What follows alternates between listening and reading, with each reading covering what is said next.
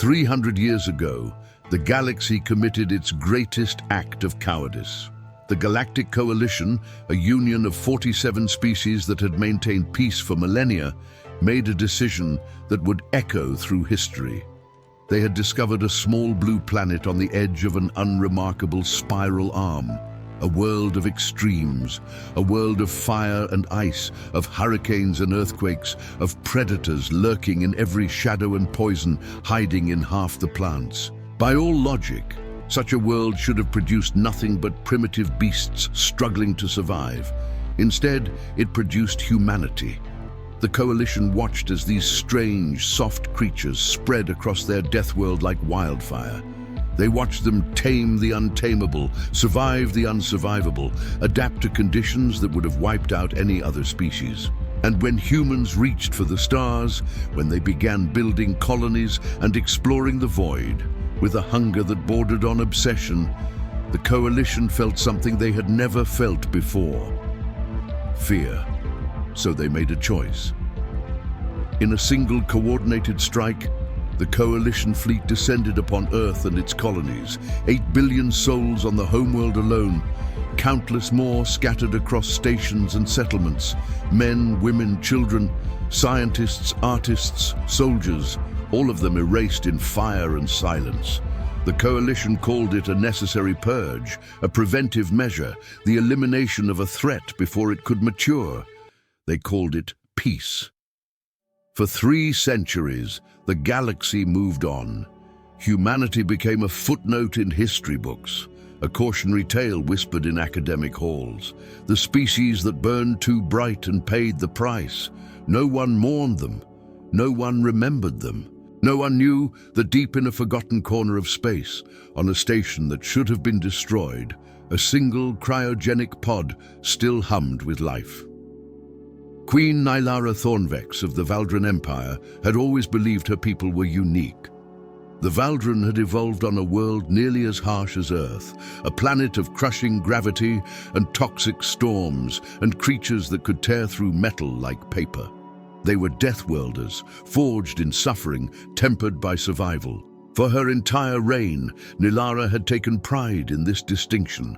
Her people were the apex predators of the galaxy. The only species strong enough to match the Coalition in raw power, the only ones who understood what it meant to be born, fighting. Then her scouts found the station. It was drifting in a dead system, power signatures so faint they were almost invisible. Human markings covered its hull, markings that should not have existed for 300 years. When Nylara ordered a team to investigate, they found something that changed everything. Row after row of cryogenic pods, all failed, all containing nothing but frozen corpses. All except one. One pod still functioned. One heartbeat still echoed in the silence. Nylara ordered them to bring the survivor to her. She needed to see for herself. She needed to understand what kind of creature had terrified the Coalition so completely that they had committed genocide rather than risk coexistence. She needed to meet a human. Then they decided to open the cryogenic chamber that had been sealed for 300 years, containing the last humans still alive in the galaxy. The cold hit Wesley Caldwell before anything else. Not the soft cold of air conditioning or the gentle chill of a winter morning. This was the cold of space itself, the kind that sank into bones and made muscles scream before the brain could even process what was happening. His lungs burned as he gasped for air, and the first breath felt like swallowing broken glass. He was awake. Wesley's eyes shot open, and the world was nothing but blinding white light and the sound of his own heartbeat pounding in his ears like a war drum. His fingers twitched, then his hands, then his arms. Everything hurt. Every single nerve ending in his body was firing at once, reminding him that he was alive, that he existed, that 300 years of frozen sleep had not killed him. 300 years. The number meant nothing to him in that moment.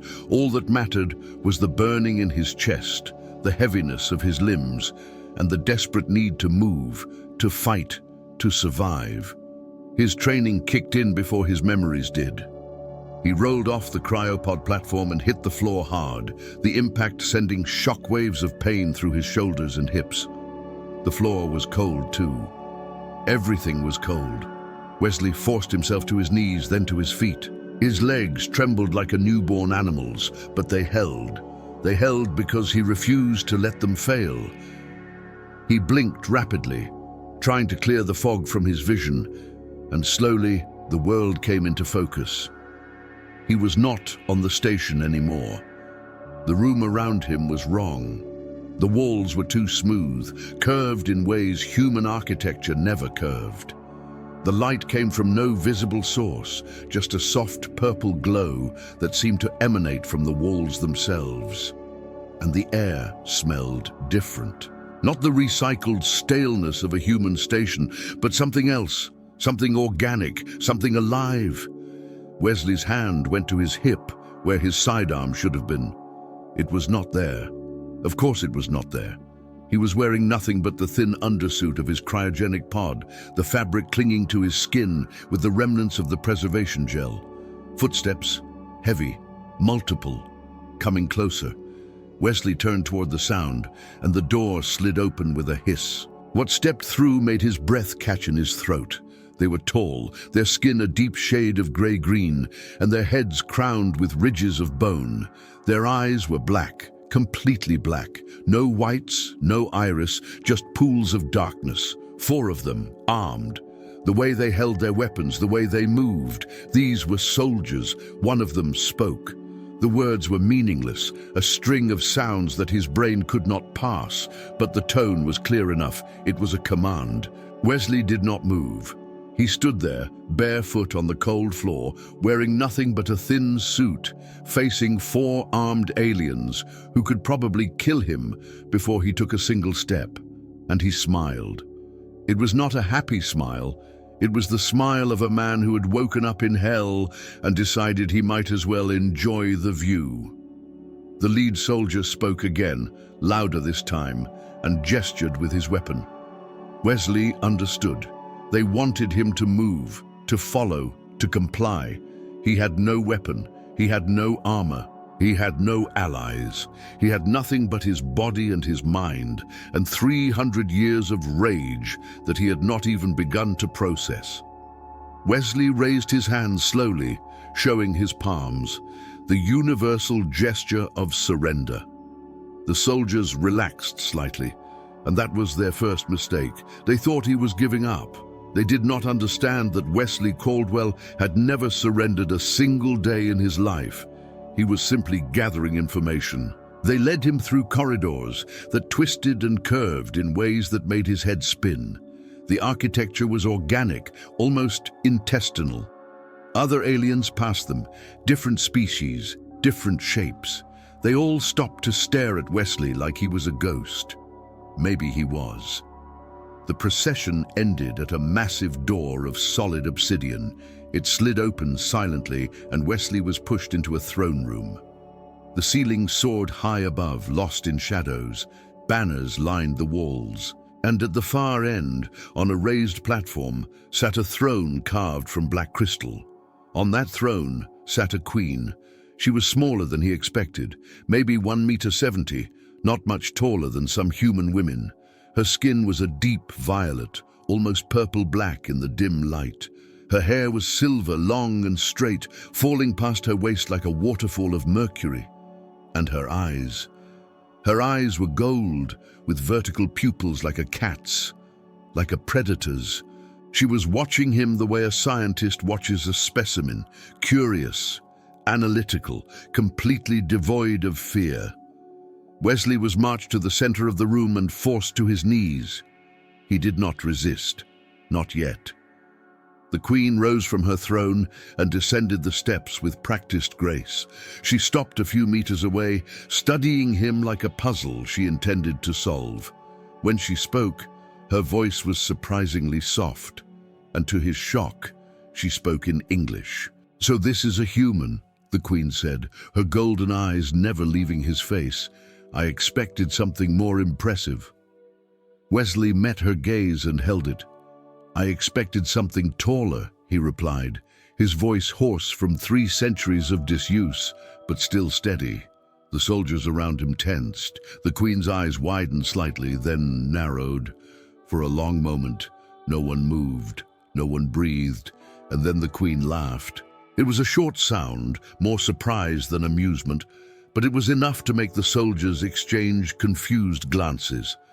"You have courage," the Queen said, circling him slowly like a predator examining prey. "Or perhaps you simply do not understand your situation."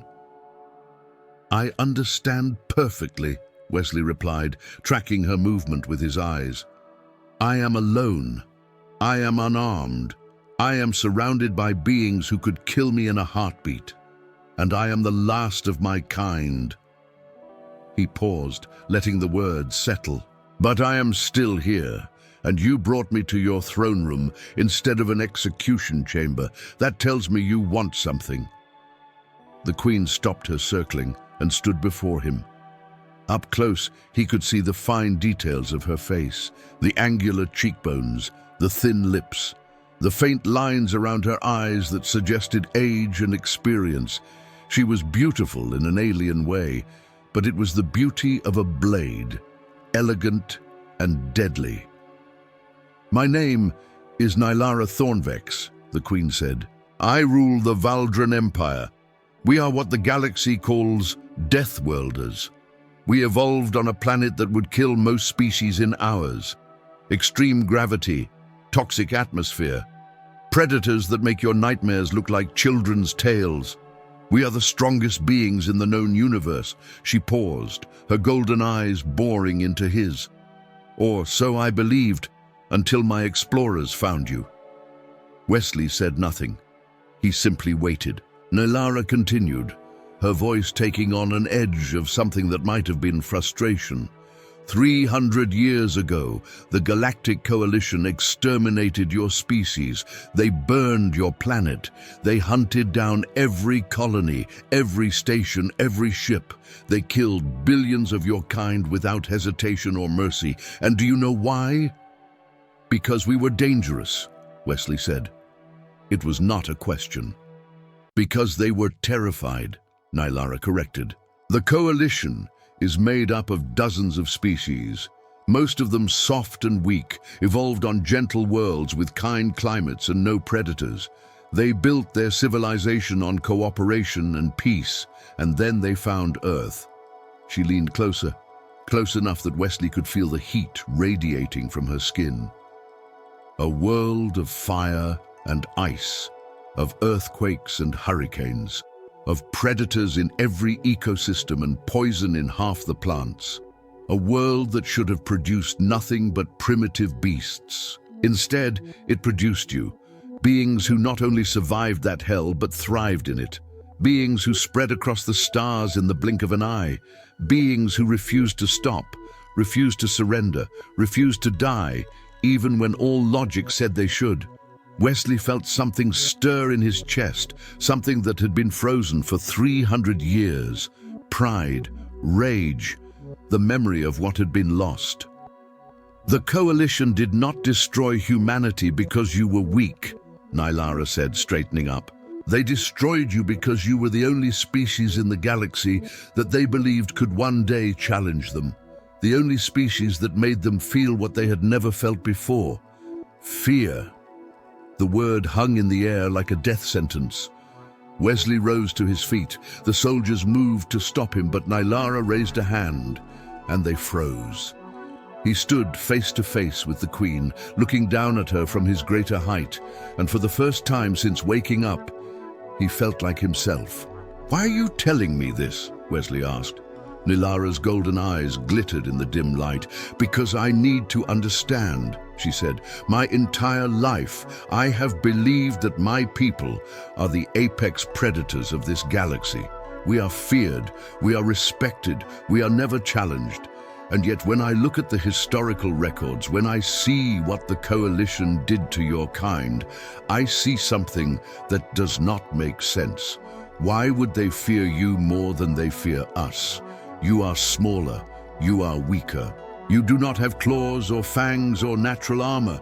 What makes a human so dangerous that the entire galaxy decided extinction was the only option? Because we do not stop, Wesley said finally. Your people evolved on a harsh world, so did mine. But there is a difference. Your world taught you to be strong. My world taught us to be relentless. He took a step closer, and Nylara did not retreat. On Earth, we were not the strongest animals, Wesley continued. We were not the fastest. We did not have the sharpest claws or the thickest hide. What we had was endurance. We could chase prey for days without rest. We could survive injuries that would kill any other creature. We could adapt to any environment, any climate, any situation. And most importantly, we never ever gave up. Wesley's voice dropped to something barely above a whisper. You want to know what makes humans dangerous? It is not our strength. It is not our technology. It is the fact that when we decide something needs to die, we will pursue it to the ends of the universe. We will chase it for years, decades, generations. We will outlast it. We will outthink it. And eventually, inevitably, we will kill it. That is what the Coalition understood. That is what they were afraid of. Not what we were, but what we could become. The silence that followed was absolute. Nylara stood motionless, her golden eyes fixed on Wesley's face, and for the first time he saw something flicker in those alien depths. Not fear exactly, but recognition, understanding. The realization that she was standing before something she had never truly encountered before, a predator that matched her own. The moment was shattered by the throne room doors slamming open. A massive figure strode in, easily 2 meters tall, with grey-green skin and a cybernetic arm. General Draven Multus. Wesley recognized the type immediately. A warrior, a soldier, and from the look in those black eyes, an enemy. My queen, Draven said, his voice like gravel scraping against stone. The council has been informed of the human's existence. They demand his immediate execution. Nylara turned to face her general, and Wesley saw her posture shift. The curious scientist was gone. In her place stood a ruler, cold and commanding. The council demands? Nylara repeated, her voice dangerously soft. They believe his presence endangers the Empire, Draven continued. If the Coalition learns we are harboring a human, they will consider it an act of war. Let them, Wesley said. Every head in the room turned toward him. Draven's black eyes narrowed to slits. You would do well to stay silent, creature, the general growled. Wesley met his gaze without flinching.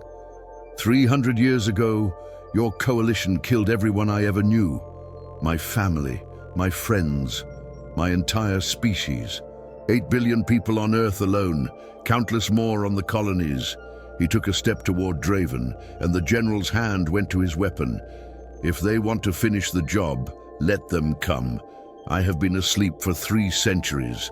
I could use the exercise. Draven drew his weapon and aimed it at Wesley's head. You arrogant little... Enough.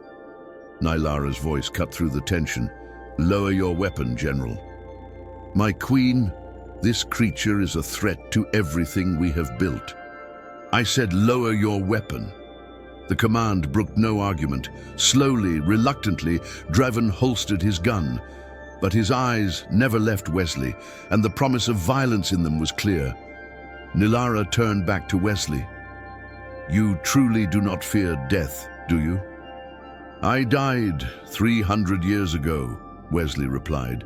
Everything since then is borrowed time. The Queen was silent for a long moment. Then she made a decision. The human stays, she announced. He is under my protection. Anyone who harms him answers to me personally. Draven's jaw tightened. The council will not accept this. Then the council can come and tell me themselves. Nylara's golden eyes flashed. I am the queen of the Valdran Empire. I do not take orders from bureaucrats and cowards who have never seen battle. The human stays. That is final." She turned and walked back toward her throne. But before she ascended the steps, she paused and looked back at Wesley. "You wanted to know why I brought you here instead of killing you," she said. "The truth is, I wanted to see what a human was made of, whether the legends were true." A ghost of a smile crossed her lips. "So far, I am not disappointed." The days that followed were a blur of observation and adaptation. Wesley was given quarters and a guard detail that followed him everywhere. He used the time to learn. He watched the Valdren, studied their movements, their customs, their weaknesses. He learned their language through immersion. He observed their military, their technology, their social structure. And he waited. Nilara summoned him regularly, curious in a way that went beyond mere intelligence gathering. She wanted to understand him as a person, not just as a specimen. Their conversations were interrupted 3 weeks later when the Coalition made its move. A diplomatic vessel arrived at the edge of Valdren space, carrying Ambassador Felon Sarek and a message that was more threat than diplomacy. Wesley watched from the shadows as Sarek entered the throne room. The ambassador was everything the Valdren were not. Thin, fragile, his blue-pale skin almost translucent under the purple lights. He moved with the careful precision of someone who knew he was physically inferior to everyone around him and compensated with political power. "Queen Nilara," Sarek said, his voice smooth as silk and twice as slippery. "The Coalition has received disturbing reports. Reports that you are harboring a human, a survivor of the cleansing." Nilara sat on her throne. "And if I am? Then you are in violation of galactic law," Sarek replied. "The human species was declared extinct by unanimous decree. Any surviving specimens are to be terminated immediately. Failure to comply will be considered an act of war against the Coalition." Wesley stepped out of the shadows. Every guard in the room tensed. Sarek's large black eyes widened, and for just a moment, Wesley saw it. Fear. Pure, primal fear. "Specimen," Wesley repeated, his voice flat. "Is that what you called them? The 8 billion people you murdered on Earth, the children you burned alive in their homes, the families you hunted down like animals. Were they all just specimens to you?" Sarek recovered quickly, his diplomatic mask sliding back into place. "The human species was a threat to galactic peace. Their elimination was necessary for the greater good." "The greater good," Wesley echoed. He laughed, and it was a bitter, broken sound. "You know what the funny thing is, Ambassador? Before the war, most humans did not even know the Coalition existed. We were too busy fighting each other, exploring our own little corner of the galaxy, trying to figure out what the hell we were supposed to do with ourselves. We were not a threat to anyone. We were just trying to survive." He took a step towards Sarek, and the ambassador took a step back. "But you could not leave us alone, could you?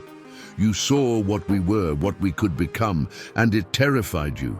So you decided to kill us all, just to be safe. And now here I am, the last one, the one you missed." Wesley smiled, and it was the smile of a predator showing its teeth. "Tell me, Ambassador, does that keep you up at night? Knowing that despite everything you did, one of us is still here, still breathing, still remembering?" Sarek's composure cracked. "You are an abomination, a remnant of a species that should never have existed. The Coalition will not allow, the Coalition will do nothing." Nilara's voice cut through the room like a blade. She rose from her throne and descended the steps, her golden eyes blazing. "The human is under my protection. He is a citizen of the Valdren Empire. Any action against him is an action against me." "You would start a war for this creature," Sarek demanded. Nilara stopped inches from the ambassador, towering over him despite her smaller stature through sheer force of presence. "I would burn the galaxy to ash before I let you dictate terms in my throne room. The Valdren do not bow to cowards who commit genocide because they are afraid of a challenge. Take that message back to your coalition and tell them that if they want the human, they can come and take him." She leaned closer, her voice dropping to a whisper that somehow carried through the entire room. "But warn them of this. The humans may be gone, but now they have something they never had before. An ally who is not afraid to fight back." Sarek left that night, his diplomatic vessel fleeing Valdren space at maximum speed. But everyone knew it was not over. The Coalition would not let this insult stand. War was coming. It came 3 weeks later. The Coalition fleet emerged from hyperspace at the edge of Valdren territory. 200 warships, the largest military force assembled in a century. Their mission was simple: destroy the Valdren Empire, kill the last human, erase the mistake they had made 300 years ago when they failed to check every cryopod on that forgotten station. Wesley stood on the bridge of Nylara's flagship, watching the enemy fleet fill the view screen. His heart was pounding, his muscles were tense, his body was preparing for battle, flooding him with adrenaline and purpose. "You do not have to be here," Nylara said, standing beside him. "This is not your fight." "It became my fight the moment they killed everyone I ever loved," Wesley replied. "Besides, someone has to show your soldiers how humans wage war." Nylara studied him for a moment, then nodded. "What do you suggest?" Wesley looked at the enemy formation, analyzing, calculating, planning. His mind was working faster than it had in centuries, processing information and generating solutions with the desperate efficiency of a species that had spent its entire existence fighting for survival. "They outnumber you," he said, "but they have never fought a real enemy. They exterminated my people through surprise and overwhelming force. They have never faced someone who fights back." He pointed at the view screen. "Their formation is designed for intimidation, not combat. Too spread out, too reliant on numbers. If you hit them hard enough, fast enough, they will not know how to respond." "And how do we hit them hard enough?" Dreven asked. The general had been against Wesley from the start, but even he could not deny the value of tactical insight. "You need to understand something about humans," Wesley said. "We were not the strongest species in the galaxy. We were not the most advanced, but we were the most stubborn. When we fought, we did not fight to win. We fought to make the enemy bleed, to make victory cost more than they were willing to pay. That is how you beat a larger force. You make them afraid of the price." He turned to Nylara. "Send your fastest ships in first. Hit their flanks, then pull back. Make them chase. Stretch their formation. And when they are spread thin, when they think they have you on the run, that is when you unleash everything you have." Wesley's dark green eyes burned with cold fire. "Show them what a Deathworlder can do." The battle was everything Wesley had promised, and more. The Valdren fleet struck like a predator, fast and lethal, and utterly without mercy. They hit the Coalition flanks and vanished before the larger ships could respond. They drew the enemy deeper into Valdren space, letting them overextend. And then they turned. Wesley watched from the bridge as the Valdren flagship led the counterattack, plunging into the heart of the Coalition fleet. The enemy ships, spread thin and disorganized, tried to regroup, but it was too late. "General Draven reports the enemy flagship is vulnerable," an officer announced. Nylara looked at Wesley. "What do you think?" "I think you should let me lead the boarding party," Wesley replied. Draven's voice came over the comm, sharp with disbelief. You are one man." "I am the last human," Wesley corrected, "and I have 300 years of rage to work through." The boarding pod slammed into the Coalition flagship with enough force to rattle Wesley's teeth. The hatch blew open, and he was the first one through, moving on instinct and adrenaline. The Coalition soldiers were waiting for them. Tall, thin, fragile creatures with weapons designed to kill from a distance. They were not prepared for close combat. They were not prepared for Wesley Caldwell. He moved through them like a force of nature, using the tight corridors to his advantage, denying them the range they needed. His body screamed with exertion, his muscles burning, his lungs heaving. But he did not stop. He could not stop. Every face he saw was the face of the enemy that had killed his world. A coalition soldier raised his weapon, and Wesley was on him before he could fire. He felt bones break under his hands. He felt the heat of energy blasts passing inches from his skin. He felt pain, sharp and immediate, as something scored across his ribs. But he kept going. The Valdran soldiers who followed him could barely keep up. They had never seen anything like this. A single human, wounded and outnumbered, carving a path through the enemy through sheer will and fury. They reached the bridge. Ambassador Sarek was there, cowering behind a console, his black eyes wide with terror. "Please," he begged as Wesley approached. "Please, I can give you information. I can tell you everything. The Coalition's secrets, their weaknesses, anything you want." Wesley stopped in front of him. His body was a symphony of pain. His ribs were cracked. His hands were torn. Blood dripped from a dozen wounds he had not even noticed receiving, but he was still standing. "You want to know something?" Wesley said, his voice soft. "I have been asleep for 300 years, 3 centuries of nothing. And then I woke up to find that humanity was nothing but a footnote in history books." His dark green eyes burned with something beyond rage. "But here is the thing about footnotes, Ambassador. Sometimes they come back to haunt you." He stood up. "I am not going to kill you," Wesley said. "I am going to let you live. Go back to your coalition and tell them what you saw here. Tell them that humanity is not gone. Tell them that as long as one human draws breath, the species survives. And tell them this." He leaned in close, his voice dropping to a whisper. "We remember, we endure, and we never ever stop." The battle ended with the Coalition fleet in ruins. Those ships that could still move fled into hyperspace, carrying with them tales of the Valdran's ferocity and the human who had led the charge. The galaxy would remember this day, the day the Coalition learned that some species are not so easily extinguished. Wesley stood on the observation deck of Nylara's flagship, looking out at the debris field that had once been an invasion force. His body ached. Every breath was agony. But he was alive.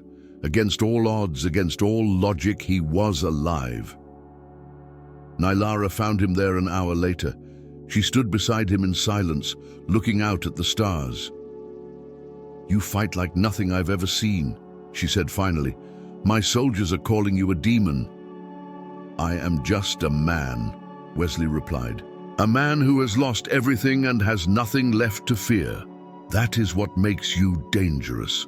Nylara turned to face him. "The Coalition will not forget this. They will return." "I know," Wesley said. "And when they do, they will come with everything they have." "I know that too." Nylara extended her hand in the human gesture of respect. "I was wrong about your species," she said. "I thought we were alone, the only Deathworlders. But I see now that we just came too late to meet our equals." Wesley looked at her hand, then at her face. In her golden eyes, he saw something he had not seen since waking up. Respect. Genuine respect. Not the fear of the Coalition or the curiosity of a scientist, but the respect of one warrior for another. He took her hand. "The Valdran and the humans," he said. "Two Deathworlder species. The universe tried to kill us both, and we refused to die." He smiled, and for the first time in 300 years, it was a genuine smile. "Maybe that is what the Coalition should really be afraid of. Not me alone, not you alone, but what we could be together." Nylara returned the smile. "A partnership between Deathworlders. The galaxy would tremble." "Let it tremble," Wesley said. looking back out at the stars. Let them all tremble, because humanity is not extinct, not while I draw breath. And now we have something we never had before. What is that? Nilara asked. Wesley's dark green eyes reflected the light of distant stars, distant battles, distant futures that were now possible because he had refused to surrender. Hope, he said. We have hope. And that brings us to the end of the story. If you stayed until the very end, don't forget to share your thoughts in the comments, whether you liked it or not. Your feedback really helps us improve. Leave a like, subscribe for more stories like this, and on the screen you'll see another video I'm sure you'll enjoy. Big hug, and see you in the next story.